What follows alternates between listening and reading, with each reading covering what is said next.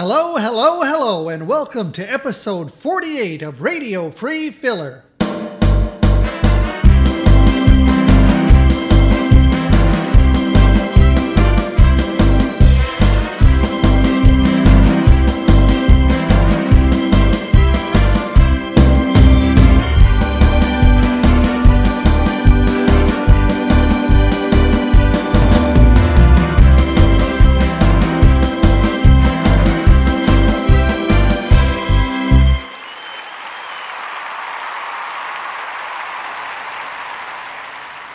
We'll be starting a special feature for this show, the first installment of the musical play, The Changes Over 20 Years. Now, on with the show. Part 1 of The Changes Over 20 Years.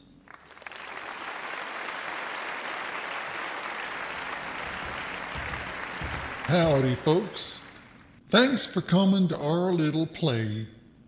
I'm supposed to be the stage manager, but I'm really just an actor playing the part of the stage manager. I guess you folks already figured that out. Well, I might as well tell you that my name is really... Well, never mind about that. All you need to know is I'm just playing the part of the actor who's playing the part of the stage manager. If this part of a part business keeps up, there'll be nothing left of me, so I better get down to cases. Geez, this is a long speech. I'm glad this is just a read-through. I don't think I could ever memorize this whole stretch of monologue, not to mention all the fake ad-libs like this one. Oh yeah, where was I? This play is called The Changes Over 20 Years. No, the opening monologue isn't that long, it just feels like it. Anyway, this is Act 1, and it's happening in a tiny town in Pennsylvania in the year 1916. Hello, everyone. My name is Stephen. Well, in the play, my name is supposed to be Stephen.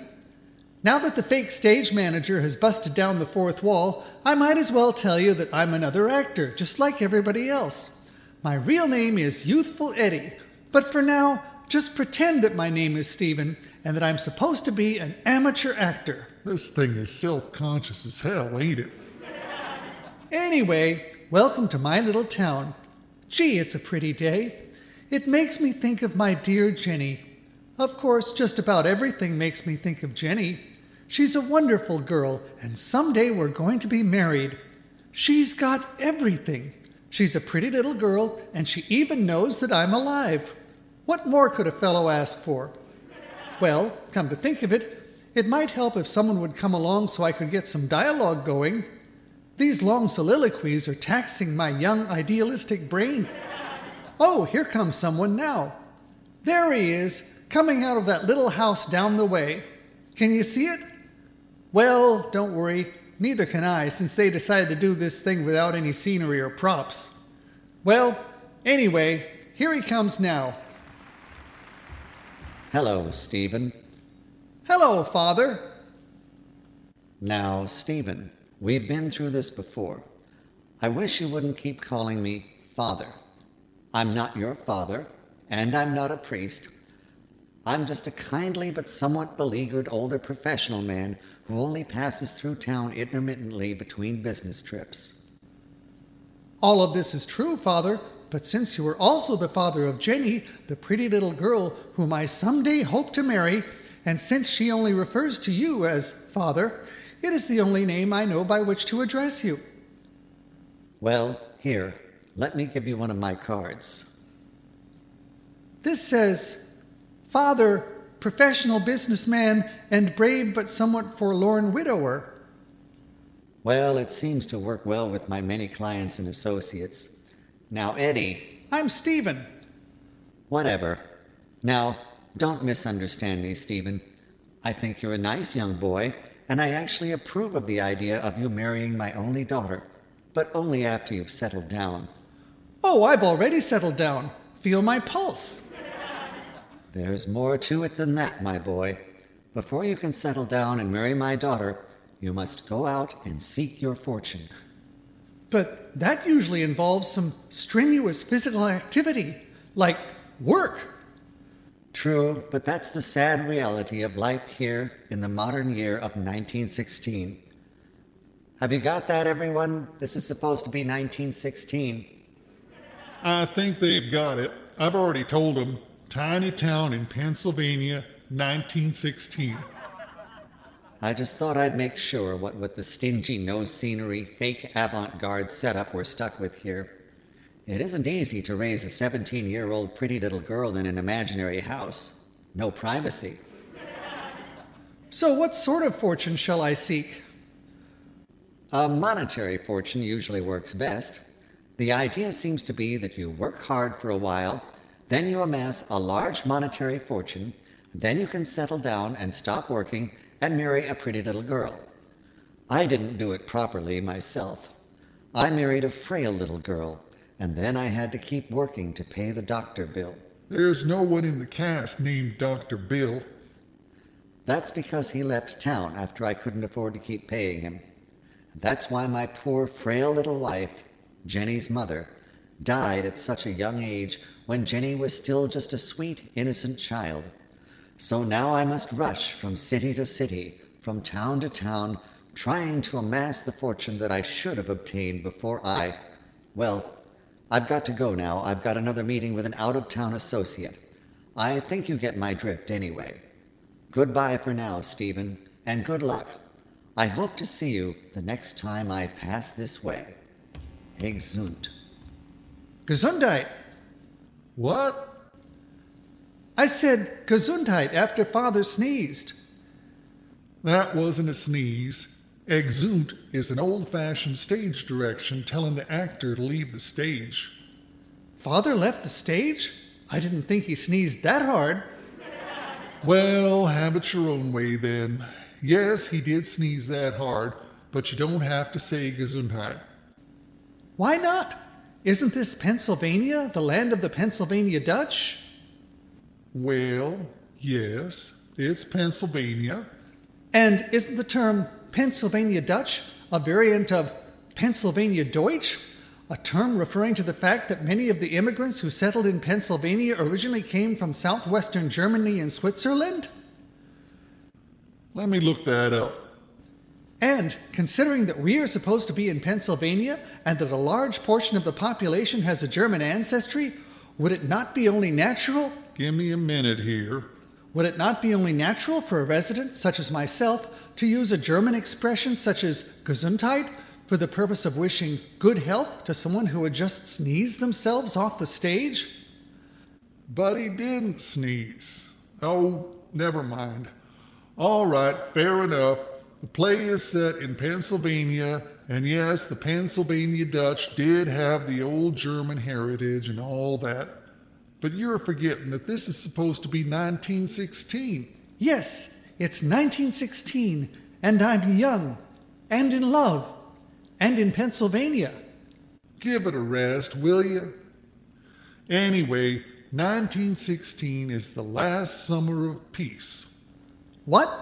All of it? This must be a very warm year. Oh, I forgot to mention it. Act 1, Scene 1, a June weekend in 1916. Poor Father. A summer cold can be miserable.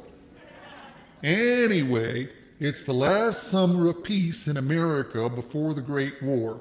Europe has already been at war for a while, and next year America's going to get involved in a war with Germany. Oh dear. That means I'd better hurry up and make my fortune and settle down so I can marry my dear Jenny before the Great War makes everything all grim and disillusioned, and after the war the intelligentsia leave the country so they can become expatriates. I don't want to have to become an expatriate. You have to leave the country, and that's too much work. Maybe you can get a deferment. From the war? No, from being an expatriate. I'm willing to vouch for the fact that you're not one of the intelligentsia, even though you seem to know an awful lot about the Pennsylvania Dutch. That doesn't prove anything. I'm from here. Fair enough. You can stay here for the Roaring Twenties and dance the Charleston with Jenny. Meanwhile, I'll send out another character to keep you company and get us into Scene 2. Look, here he comes now. Hello, Stephen. Hello, Uncle. Is it all right if I call you Uncle? Why, certainly, my boy. After all, you are the only cousin of my estranged son, James. Since my own son will have nothing to do with me, why don't you come with me to the little inn where I can bolster my somewhat wounded ego by indulging your aspirations? Why, that sounds like a fine idea. Where can I get some aspirations? Why, I can buy you some, of course. I'm a big-time investor and man about town, and I'm on top of the world. What kind of aspirations are you interested in? Well, I aspire to marry dear Jenny. The pretty little girl who lives down the street in the imaginary house with no privacy? Yes, that's her. Good choice. Anyway, I need to become a success and settle down so I can marry her, and I have to do it before the end of the summer. So you want to join my family business? No, that sounds like work. I want to write and star in a successful play. What kind of writing experience do you have? I'm an aspiring actor. I just joined the local amateur theater group, of which my cousin James is the designated playwright. Oh, I'm sorry. Is it all right for me to mention my cousin James, who is also your estranged son, James, who will have nothing to do with you? I see no problem with that, since I brought his identity up in the first place. This dialogue seems to be chasing its own tail. All right, will you both knock it off and just go to the little inn so we can get into Act 1, Scene 2? He's right. Let's exude. Gesundheit. Good day, gentlemen. Welcome to the Little Inn. I'm Ruth Little. Oh, it's you. Can I get you something to drink? We've got fresh cider. A couple of ciders will be fine. Hard cider for me, regular for the boy. Very good. Just take your seats, and I'll be right over. It looks like somebody already took all the seats. Look, people, can't we just pretend some chairs and let it go with that? You can just kind of stand around and look relaxed. I could lie down on the floor. Not that relaxed. You know, with all the money I'm supposed to have, I could just buy the joint and furnish it properly. You're not helping. Say, gentlemen, why don't you just enjoy your drinks up here at the counter? We've got very comfortable but very tall stools and also a very low brass rail for you to lean against or whatever. I'd be delighted. It will give me a chance to practice my mime. Stephen here is going to be an aspiring actor. I already am an aspiring actor. Well, you're not going to give it up now, are you? So you are and will continue to be an aspiring actor. That's right, my boy. Once an actor, always an actor. Oh, so there you are, Harry Little. Did you fix the window like you promised? What's the hurry? It's June. We could do with a nice bit of breeze around here. Hey, did you like that? It reminds me of a bit I used to do back in music hall. Now, Harry, I warned you. What? What? They loved my music hall stuff back in merry old England in the good old days. So, where's your dialect? I'm doing it. It's just not written down, that's all. After all, a really great actor. Don't scare away my customers. No, it's all right. Really it is. As Uncle said, I'm an aspiring actor myself. And what's more, I'd like to get into the writing side as well, so I can write a successful musical comedy and become a star and amass a fortune and settle down and marry dear Jenny by the end of the summer. Do you need a low comedian? There's no one lower than Harry. Here, gentlemen, your imaginary ciders. Whose side are you on? Why, naturally, my darling wife is on my cider. Ha! There, did you see that? They used to roll in the aisles at that stuff. And then they rolled right on up the aisles and out the door. Come with me, Harry. I need you to help plump up some imaginary offstage pillows. Why, of course, my blushing bride, I come at once. See, I can handle the romantics as well. Don't forget me, my boy. Uncle, may I ask you a question? You know, man to man. Why, certainly, my boy. It's about what Mrs. Little said to her husband. You mean Harry Little? Yes. Harry Little what? Never mind about that. Let's just say it's an example of low music hall humor. Now get on with your exposition. You know, this scene could use a little more action while we do the exposition. Here, you can learn to juggle these imaginary Indian clubs I just bought from an imaginary Indian. Exposition, please, gentlemen. So, Stephen, tell me about this successful musical comedy play of yours. Well, I'll be the young hero, and Jenny will be the ingenue. Bless you. Jenny will be the young heroine, and it will be a tremendous success. That sounds like a winning formula so far. Is that all you've got? Oh no! There will be wonderful songs and music as well. I'm going to write some hits. Ow! Oops, there goes a club. I didn't know you were musical. What instruments do you play? Oh, I don't play any instruments at all. I don't even sing. What about in the shower? I just concentrate on scrubbing. I'm not that coordinated. Ow! Sorry those clubs aren't softer. You were doing very well for a while there. Thank you, Uncle. So, what songs have you written so far? Oh, I've never written a song in my life. But I was looking at some sheet music in a shop window the other day, so I know how to say DC all fine and 8 va. That will come in handy when the show goes on tour in the District of Columbia and Virginia. That sounds like quite a challenge. Are you sure you can handle it all by yourself? Oh, don't worry.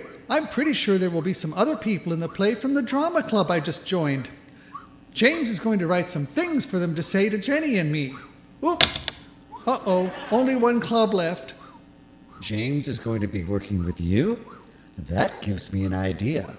Just between the two of us, will you be needing a backer for your play? No, but it would be nice to get some money so we can afford to put it on. Tell you what, I have a business proposition for you. If you can keep it a secret, I can help you with the money. Why, that would be wonderful. All that money just for keeping a secret. Well, there's a little more to it than that. Here's how it will work. When your play is a great success, you can pay me back, plus 10% of the ticket sales. I'm not very good with figures. Is that a good deal? Why, of course. Now, have you thought about what you will do if the play fails? Of course not. Successful plays never fail. Oops, there goes my last club. Well, then the rest of my offer won't worry you. If your play fails to make a profit by the end of the summer, will you come and work for me in my family business? I'm planning on retiring somewhere out of the country next year, and I could use someone like you to take over all the financial responsibility for what's left of the company after I've gone. That sounds like work. Is it hard? My boy, it will be no trouble at all. It's much easier than juggling imaginary clubs. It's as easy as holding a bag. Well, since my play is going to be a success anyway, I have nothing to worry about. I'll agree to it. Just remember, it will be our little secret. Now hush, someone's coming. Good day, gentlemen. I heard some knocking about. What are these clubs doing all over the floor? Why, my dear Miss Petty. Please remember, I'm on duty. Good day, Officer Petty. I was practicing juggling. Juggling? Well, I suppose you can waste your time if you like. Myself, I prefer darts. That's a man's sport. Keeps your eyes sharp and your aim keen. Hello, Officer Petty. I thought I heard your voice. Have you come by for another session at Harry's dartboard? No, I heard a thumping sound. Nothing serious, just those fool Indian clubs. Which we're putting away right now. See, no harm done. Here's the money for the cider, Mrs. Little.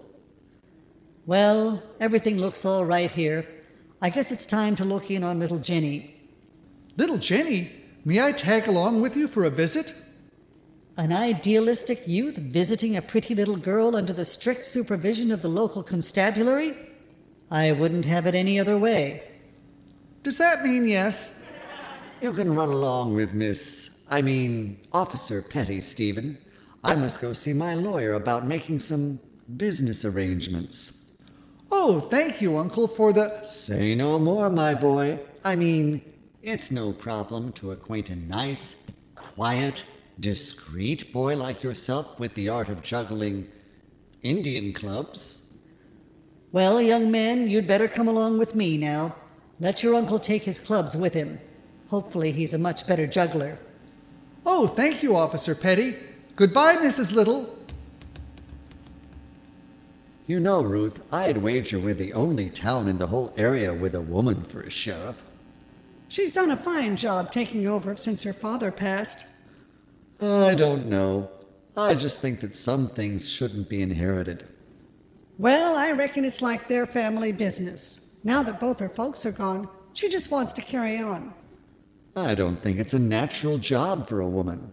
Now, don't get me wrong. I think you've done a great job helping Harry out at the little inn, and if anything ever happens to him, I'd be in favor of you staying on. But I just don't think that a woman should be sheriff. Why not?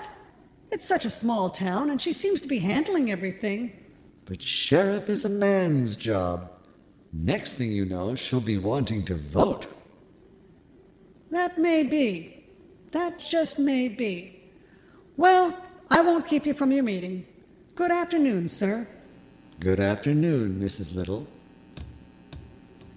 That reminds me. I must get Harry to replace that missing front door. Act 1, Scene 3. Here's little Jenny.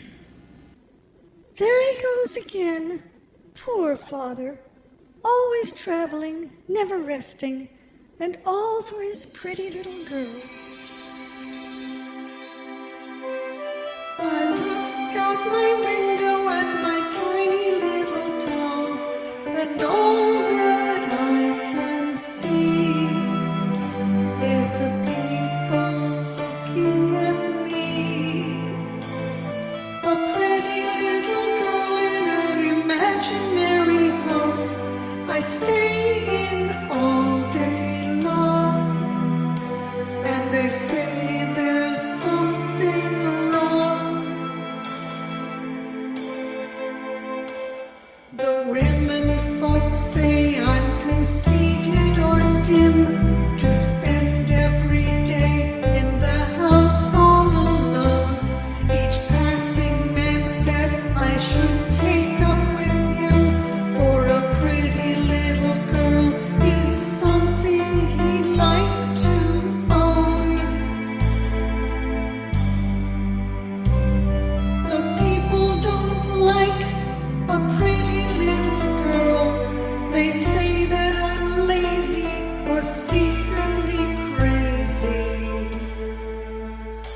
But they also say that the easiest thing to be in all the world is a pretty little girl.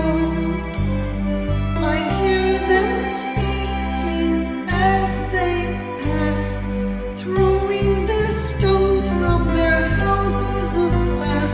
My imaginary house makes it easy to see, but it doesn't shelter me. A pretty little girl in an imaginary house. I hear them come and go. And there's one thing I know. When you live in an imaginary house, the stones that get thrown can pierce you to the bone.